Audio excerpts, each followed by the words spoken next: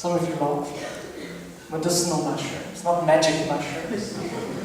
Although interestingly, I saw an article, it was a couple of months ago in the Natural Medicine magazine, where there was a research study in Europe that showed that magic mushrooms create more brain neurons.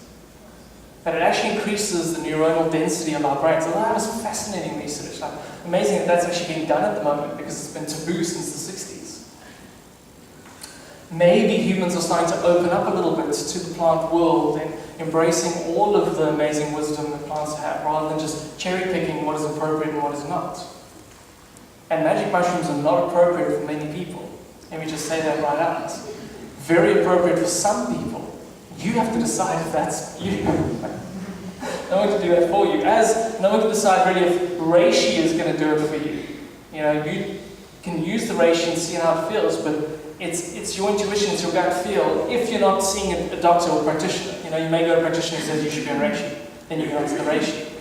From tonight's talk, you may go, wow, I really like the sound of reishi, I really was drawn to it, it's available at the back, I'm going to get a bag, I'm going to make some tea, and I'm going to see how I feel. It's a different way of working internally with yourself. So why is the reishi amazing? This is a picture of a reishi I took in the Eisner forest. I brought another one that I picked. Cool as that. Wild South African Eisner reishi. It's got the most amazing, deep, mushroomy smell. It was growing through a stick, so it's got a little hold. So what I would do with this is chop off chunks, maybe about that much, with a cleaver, very hard and barky. That's why they say this is non-edible. If you find any mushroom book, it'll say non-edible. Like, if you try and chew it, clearly it's not edible. I mean, but you don't have to chew it. You chop it up into slices, put it in a pot of water, and you brew it into a tea. It's got the most amazing, rich, smooth tasting tea. My favorite tea by a long shot. So that's how we use reishi. In Chinese medicine, or herbalism, over 2,000 years they've seen reishi as one of the top foods. I mean, they call it the elixir of immortality. And reishi is going to be boosting the entire system. It's antiviral, anti-allergenic. What I like most about reishi is when you use it, you just notice your system calms. It has an amazing calmative effect on the system because it's a powerful adaptogen. It just calms our system down. It seems to have a mind effect, which often isn't reported, but there's just calming and a clarity of mind that I get when I consume reishi regularly. Does anyone use reishi? A few of you. If you Google reishi, just look at the pictures of this mushroom. It's one of the most incredible herbs out there. I mean, the bright, brilliant red and the white edge of it. And if you find wild reishi like this in our forests, then you can inoculate trees in your area, and then they'll come through the trees. It's a great way of spreading it. Anyone found a wild reishi before? 1, 2, 3. I had another friend of mine who I saw a few months ago in Plett. She'd just been to the Amazon jungle. And she'd spent a couple of weeks in the Amazon jungle with local indigenous tribes. And they were walking in jungle, deep jungle, and she'd seen these mushrooms up this tree, and they were just stunning, and she thought of me, and she took a photograph. She showed me, and it was literally one of these ancient, like huge, bold tree, and it just went up forever. And there were reishis coming out like stairs, all the way up this tree. I was like, did you get one of them? She's like, no, I didn't know if they were edible. Amazing. And they grow in all ecosystems. I mean, forested areas, you'll find reishi, but they are elusive. You've got to get in tune with them somehow. Set your intention to find them. Okay. Turkey tail mushrooms. So this is the medicinal mushroom which has the most Western research on it. The reishi is the mushroom with the most Chinese research on it. Turkey tail, most Western research. And the major reason for that is that it contains a very elusive nutrient called PSK, which is a polysaccharide. All the mushrooms are rich in polysaccharides. Polysaccharides are long-chain sugars that are not sweet. They're known as essential sugars. And they fortify our immune system primarily. And they contain other very interesting elements. But the PSK polysaccharide in this mushroom has been found to be one of the most potent anti-cancer nutrients known. So So you've got Western medical institutions actually telling people to take turkey tail mushroom if they got cancer. I mean, it's that mainstream out there. Luckily, I found some turkey tail too. You can see why it's called turkey tail. Have you ever seen a turkey's tail? So it's got these, I mean, this one's a bit old already, so it's fading, but the colours are often quite a lot brighter. And then the way to tell it's a turkey tail, this one's been munched by insects. Normally it's white. When you turn it around, it's got an iridescence to it. It's shiny, like opalescence. Very few mushrooms have that when you turn them around. So, turkey tail. And this is a very common mushroom throughout the world. I mean, I found loads of it in the National Forest and Tokai Forest, or not Tokai, in the Newlands Forest. So if you look for them, you'll find them. And if it's a mushroom like this that's growing out of a tree, even if it's not a turkey tail and you do make tea with it, it's going to be safe. Because there are very few mushrooms that grow out of trees that look like this that are poisonous. So you're safe with mushrooms from a tree. If they're on the ground, don't eat them. Most of the poisonous mushrooms come up from the ground. Okay. Some of the most poisonous mushrooms in the world, like the amanitas, come up in our forests. Beautiful white mushrooms, you take a bite or two, that's it. Game over. So you've got to be careful, but this is a picture I took in the National Forest of turkey tails growing out of a log. A tree had fallen down. I love it, it's like mushroom hunting. You know, I don't need a gun. You know, I just mission in there with a little bag and my awareness, looking for mushrooms. Some people like fishing. I love looking for mushrooms. Okay, the next mushroom is a mushroom I actually haven't found before, mainly because it doesn't grow in South Africa. It grows in the northern, colder areas of birch trees. This is the chaga mushroom. Now, David Wolf has written a book on this particular mushroom, Chaga, King of Medicinal Mushrooms, and it's an amazing work detailing not just chaga, but other medicinal herbs too. But this particular mushroom has got thousands of years of research, especially with Asian herbalists and European herbalists. And they consider it an absolute prize to find. It has very potent anti-cancer, anti-tumor compounds in it. And it's this black, weird thing that's coming out the side of the tree. So it doesn't even look like a mushroom, it just looks like some growth that's coming out the tree.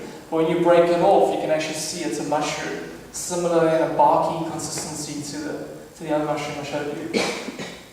We haven't had this available in South Africa up until now, but it's on its way. We'll have some wild chaga in the next 2 months or so.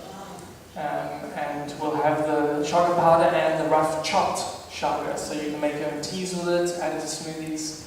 So that's going to be really exciting. Powerful immune system herb. And I'm excited because I've actually never used it myself, so it's coming. Next we have ginseng. How many of you have taken ginseng before? See, now half the room is up ahead.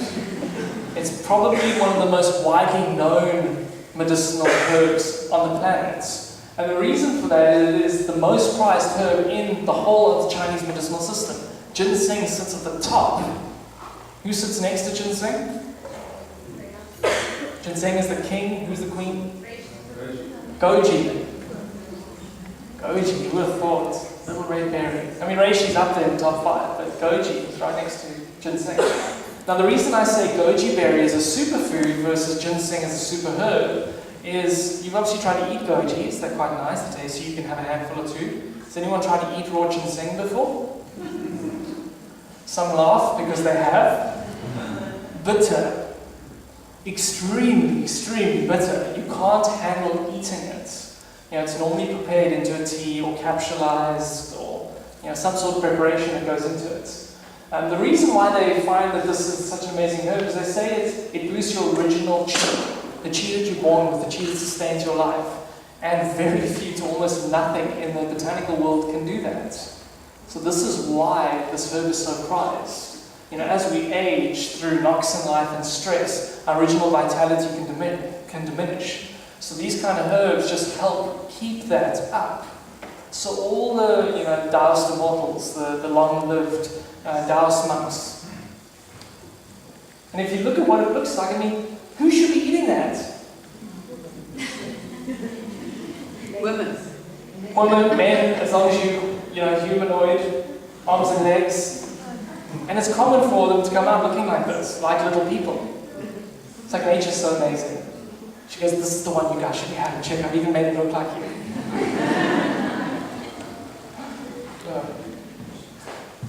So what you find with ginseng is that it will naturally boost energy, potentially more than any of the other herbs here. If it's very young ginseng, it can be a little overstimulating. This is why good quality, more expensive ginseng is always old, like 20 years or older, the root itself. And then it has far more of a balancing, tonifying effect on the system rather than just buzz up. There's a lot of products these days on the market that are energy products put ginseng in. But it's very young ginseng, which gives you that rushy up feeling. Older ginseng doesn't do that at all. Loads of other benefits. This is one that I love to add to my chocolates, to my smoothies. It's definitely a favorite. So then we're going on to another of the traditional Chinese herbs, fo tea or he shu wu. Another herb that I've been using for a very long time. I fell in love with it because it works so well with cacao. Cacao and fo tea are like a match made in heaven. And the reason I say that is because fo tea has this amazing ability to allow the brain effect of cacao to be stronger. So if you want to be feeling lighter, more aware, more up, more happy, you put the fo tea with the cacao and then you see what happens. I've got a recipe that I got off website years ago. It's a fo tea frappuccino, which is like an ice milkshake, cacao, coffee-like drink made with fo tea and cacao. And every now and again I'll make it for our staff and for friends. And you drink a cup of that and you're like, what illegal stuff did you put in there, dude? It's powerful medicine. I mean, there are stories about, I forget the guy's name, but there's a Chinese guy who apparently lived to 250 odd years. That's probably a bit optimistic. It looks like he lived more to around 130 to 160 on official reports. Even 130 is pretty long. He apparently had 21 wives. He apparently used this herb every single day. This was his herb. And that's why they call it the herb of longevity and usefulness. Because when you consume it, it builds MO inhibitors in the brain. And MO inhibitors allow more neurochemicals to float around. So if you've got more serotonin, more dopamine, more good neurochemicals, you feel younger, you feel lighter, you have a greater stress defense shield. Oh, and I love the picture I found online. Just look at that, crazy. There's a whole bunch of people standing. And if you do a search for this herb online, you'll see that a lot of the growers will actually pull it out and they'll sculpt little people out of the roots, similar to ginseng, with hair. These huge dreadlock hairdos and hairy arms and legs. Pretty amazing. So again, another really good herb to take on an ongoing, regular, daily basis. I must say, you must just be cautious though, because my daughter used it with cacao and was high as a kite. It was very, very intense. Okay. Quite sensitive. But too intense for you. The sensory overload was incredible. Wow. So, and I only used half a teaspoon of protein and a teaspoon of cacao. Wow, then you're very sensitive. That's pretty unusual. Okay, so if you're very sensitive to that kind of stuff, just be aware. Just a little bit of protein. It can be quite strong. Sorry, comparing the two photographs, the rooting system of that plant. This one's probably cultivated in, an indoor area or something, but they'll look different in the wild. And then they cut them up into chunks. Yeah, I mean, we normally because get they it as don't powder. look like those chunks, you see. Yeah, perspective's a bit lost with the chunks too. They might be this big. Okay. That's the amazing thing about photography. You get close. But you get bigger roots too. I mean, I saw a guy holding a root that was probably this big, so they get enormous. Yeah, we have almost all the herbs I'm talking about. We have a supply of here, so they're all in little bags at the back. I mean, I'm getting to this, but we are launching an entire range of medicinal herbs in the upcoming months, and we're just getting all our supplies sorted out at the moment, so it's coming. Okay, so that's fo tea.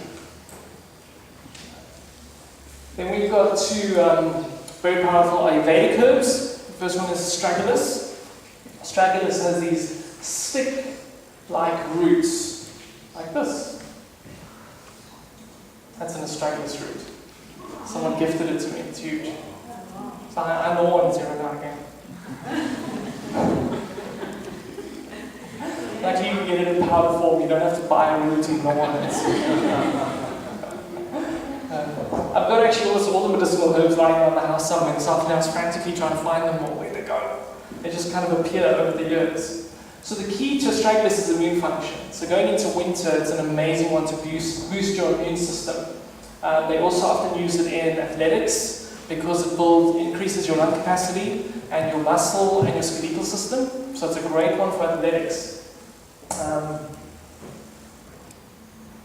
Ginkgo biloba is the next one, another ancient Ayurvedic herb.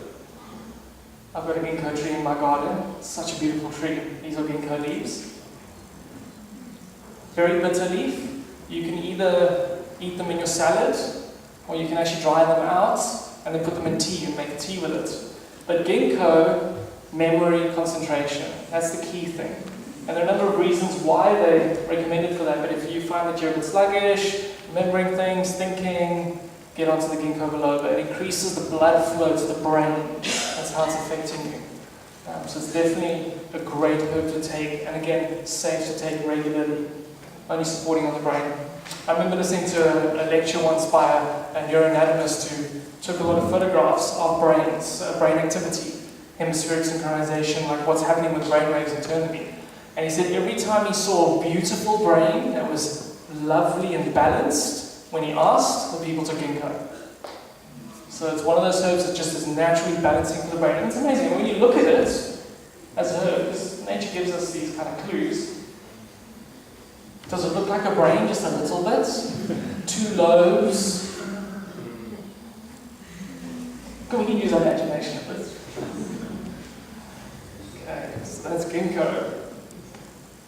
Next, mucuna. So this is one we've started using quite a bit recently, and it's a fascinating plant. I recently watched Jack the Giant Slayer movie. It's like a Jack and the Beanstalk kind of movie. And the beanstalk is this, it's mucuna. Mucuna is the magic beanstalk. It grows faster than almost any other plant, and it provides you with L-dopa, which is dopamine, which is all your feel-good vibes. So if you want to rise up on the beanstalk of the magic beans, you eat this stuff. Very powerful to add in. And we do have a supply of mucuna, so you can get it already. And it's an easy one to use. You know, it tastes nice, add it to smoothies, add it to teas. Very, very powerful. Maybe just be careful on the... Oh, you do? You're okay with that? Okay. Amazing thing I found is that there's a lot of research on this with Parkinson's. People with Parkinson's get a lot of benefit using this bean. Velvet bean. I mean, look at the beautiful plant that it grows on. I actually want to find some whole beans. They're coming to me. I'm going to plant all of these plants. Okay, then we've got ashwagandha. Ashwagandha is a herb that, again, I've been using for a long time. And what does it look like? People. Yes, it looks like people. That's why it's called Indian ginseng, because it's a ginseng type plant that grows in India. So this is their version of their extreme adaptogenic herb. So they use it for all-round nervous system soothing as an overall body tonic. And I don't have a little ashwagandha root, but it's very easy to get in powder form these days. So that's another good one to just add into the mix. I'm going to get into how to use them later on. I'm just going through why to use them to begin with. Gotu kola, one of my favorites. Another amazing brain food, improving oxygen in the blood flow, memory, concentration. I should eat some there. That's what this is. I just pulled this out of my garden this afternoon.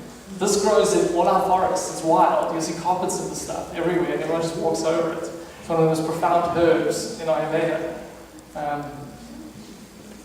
I'll leave them up here. If you're interested, you can come up afterward and just have a look at the herbs to see. If you're walking in the forest, you know you're picking the right thing. It's got a very particular taste, so you'll be able to pick it out.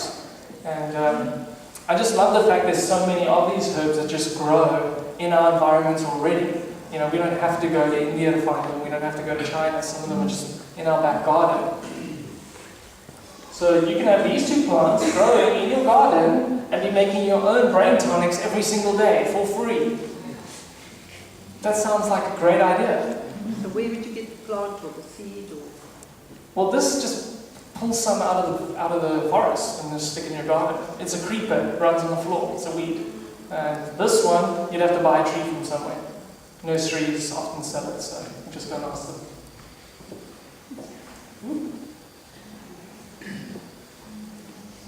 I think I missed it. Next, cat's claw. Actually, one of the ingredients I put in my tea this evening. And South American herb, again, grows in the Amazon jungle. It's apparently the most revered herb in that whole system. And I mean, they've been working with the herbs in the jungle literally for thousands of years. It's a vine. It's got these claws that make it climb really, really high in the jungle canopy.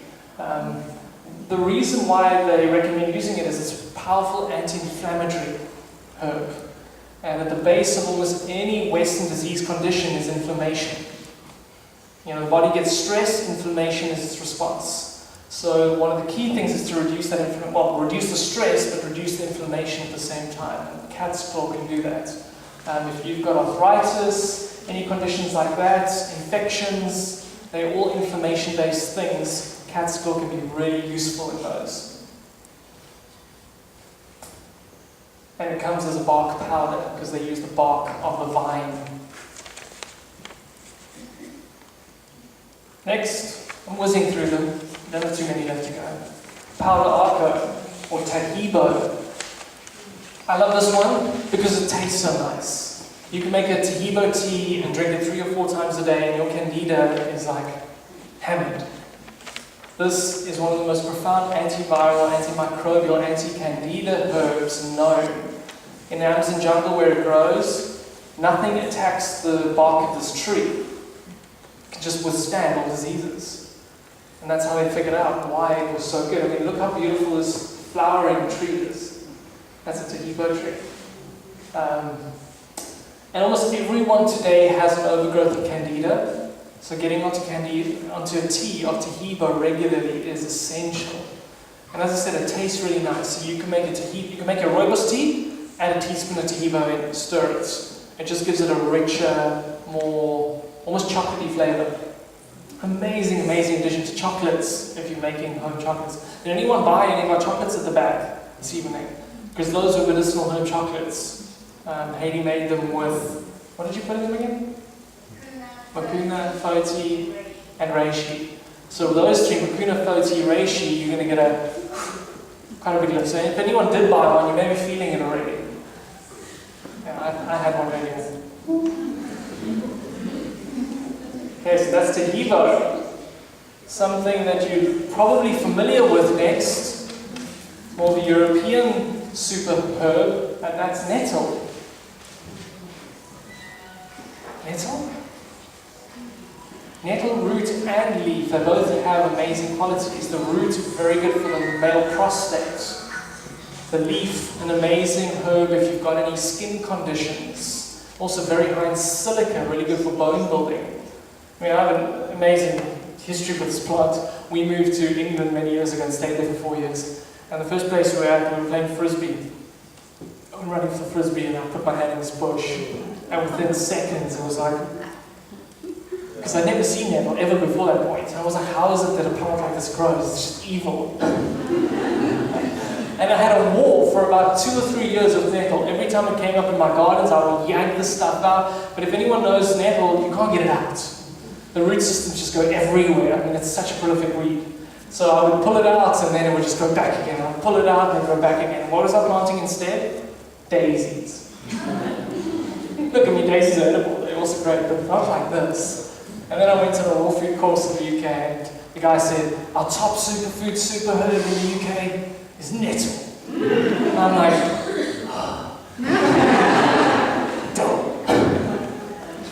Everyone was like that.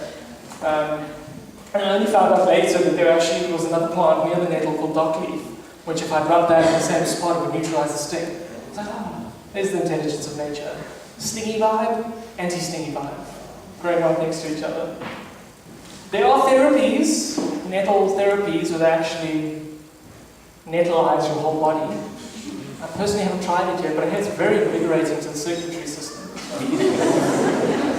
If you're feeling wild.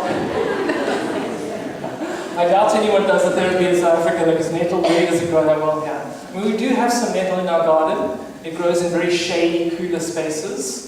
And if you ever find nettle walking about, dig up some of the roots, put it in your garden in a shady spot. I really love to juice nettle. It's part of my green juice when it's growing. And you could, I mean, I used to go, once I found out how good stuff was, Barry and I would shops off to the local park in the UK, and we'd have like packets, and I'd have gloves, and I'd just be like picking. I mean, there you get fields of nettle, like dead fields. And I would just be picking handfuls and putting in bags, and people walking their dogs going, "What's this guy doing?" Hardly anyone even knows that it's edible there. I mean, they just think you're insane. And then a few people had said, "Oh, it's nettle. You know, it's an amazing superfood. You should try and juice it." So that's how we got into nettle. And there is actually a way of picking the nettle without gloves from the bottom and eating the leaf without stinging yourself. That's kind of a cool party trick too. Okay. Moving right along. So some of the South African or African ones, buchu. It's one of the first African herbs that I was introduced to. Highly revered by all indigenous cultures. The Khoi and the San people used to trade a thimble for animals, for livestock. They revered it that much. And it's a little bit old, but I do have a little batch of wild buch that I picked. It's normally bright green when you pick it. I just like keeping it in my house. And you can only get wild buch sometimes at markets. Otherwise, if you know anyone with a farm in any of our mountains, there's probably buch growing on it. It's got a lovely, almost minty flavor and smell, so it really goes well with green juice or making tea out of it. Buchu tea has become quite common now. You can get it pretty much everywhere, so you can have it in that way. And why take this? Anti-inflammatory, antimicrobial, kidney infections, multiple reasons. They really saw it as a cure-all. It really was a tonic herb that they would just say, if you're sick, buchu. Simple. Okay. Randy. Sciletium, the next one, another one that grows wild in the Western Cape, and it's a succulent, desert succulent. Beautiful flower, also become quite famous now because of its ability to increase mood, improve mood, feelings of lightness, and anxiety and stress reduction, that kind of thing. You need to make sure you're getting quality stuff though, and we've got some of the most amazing sources of sciletium. There's sciletium products on the market now that are profoundly powerful. I've heard of a few people who literally have, I'm not allowed to say this, I'm going to say it anyway, they've gone off their psych drugs and gone onto sciletium. Straight swap. Psych drugs that they should never be able to go off. Now, don't just try that at home. You probably want to work with a practitioner who can make sure that you're not going to go completely crazy. But it's possible, this kind of stuff happens.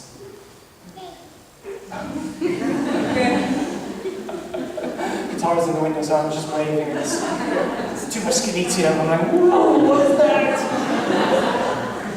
The amazing thing about sciletium, talking about that kind of thing, is if you take too much, you'll fall asleep. You'll trip out a little bit, but normally you fall asleep. Okay, it can be profound. At high doses, it's profound. It has a major effect on your brain. So, for mood, just follow the directions on the label, and you should be fine. Okay.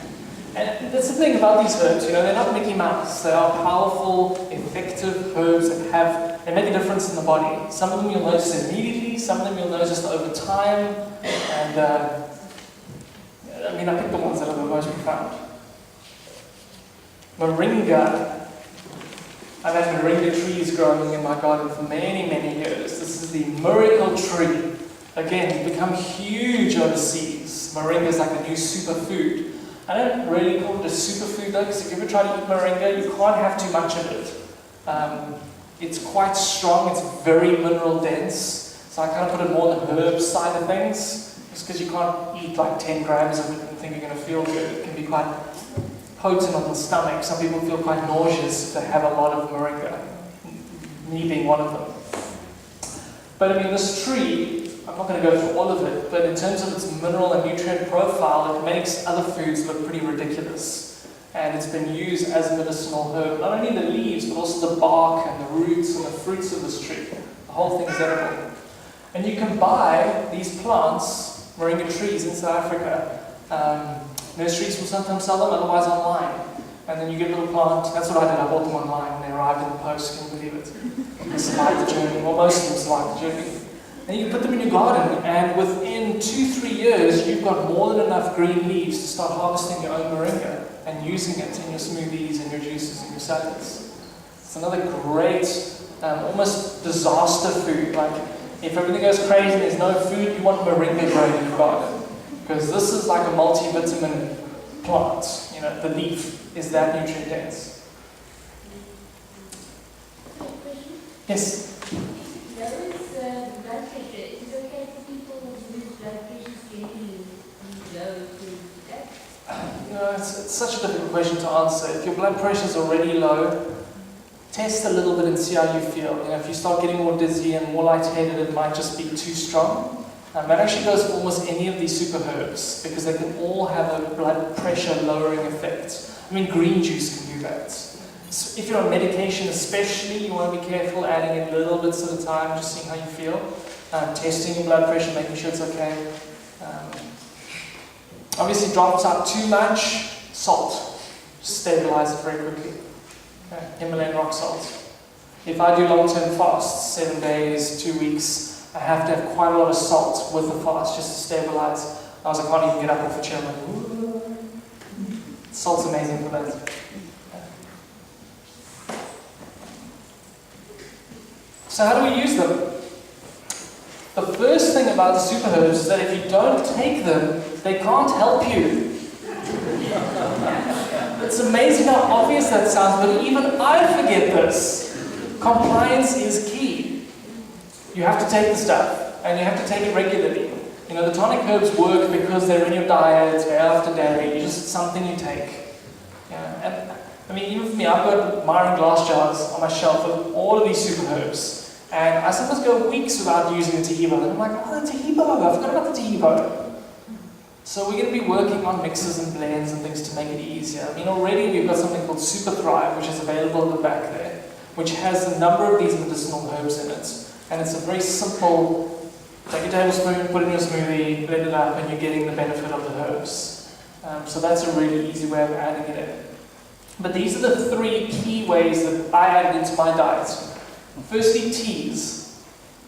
South Africans do drink tea, so it's an easy thing to change. You know, you make young tea, what are you going to use? You're going to use reishi and Tahibo and maybe some cat's claw.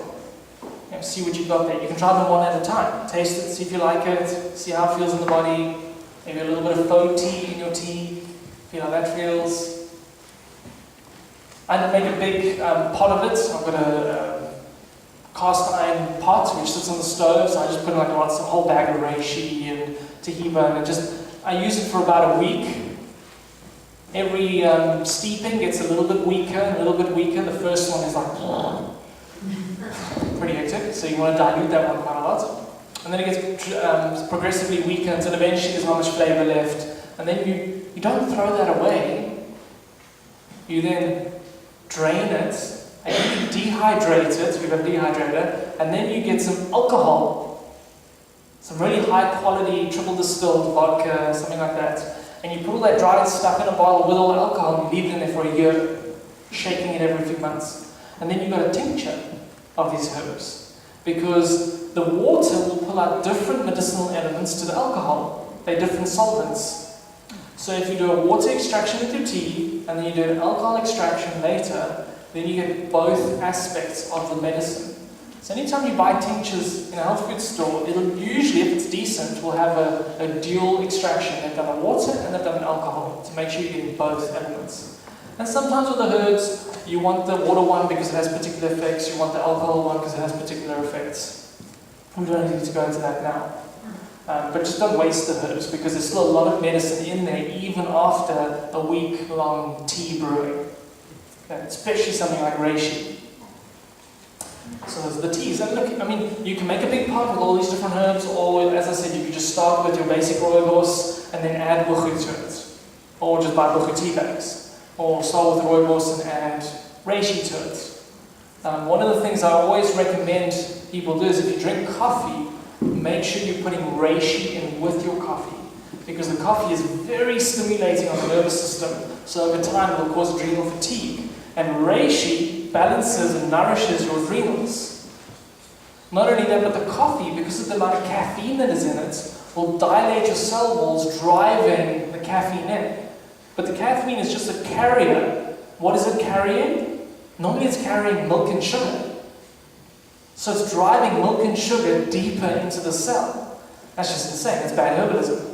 So what you want to do instead is put reishi with your coffee so that the reishi piggybacks on the caffeine and it gets driven into your cells. That's more intelligent herbalism. Okay. Chocolates, next one. We love our raw cacao. We make our smoothies, chocolates, desserts of all manner.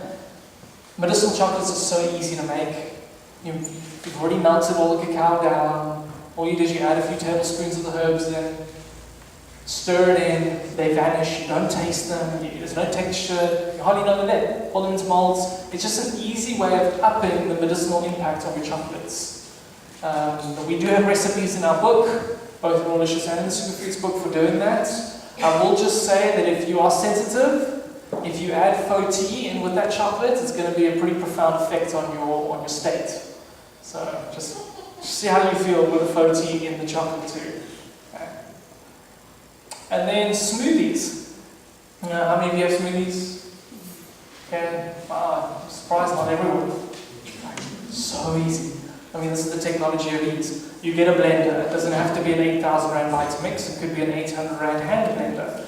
200 Rand hand blender. I mean, they're really cheap these days. You put your fruit in. You add your superfoods in. You put a few super herbs in. You blend. The whole process takes you 5 minutes and you end up with a litre of liquid which is pre-digested and powerfully nutrient dense. So it's a no-brainer. It's really something that works with Westerners' lifestyle because it's quick. It's like fast food. Fast to make, fast to go, fast to effect. So definitely if there's something you want to do to really get healthy, start making smoothies with the stuff. Just adding it in.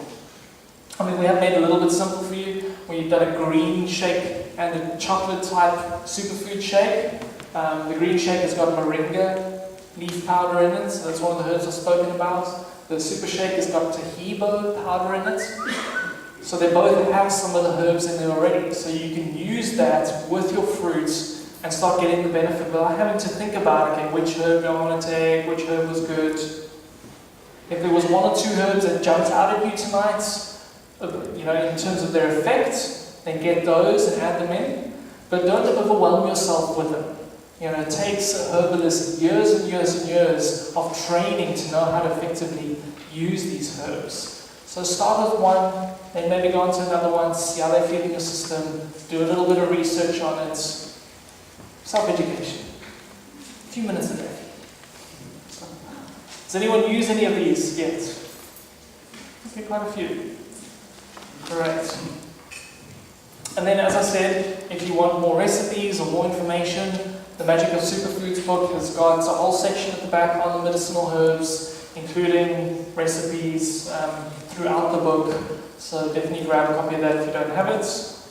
We've done amazing illustrations for each of the superfoods. It really is a stunning visual book, not just an information book. And then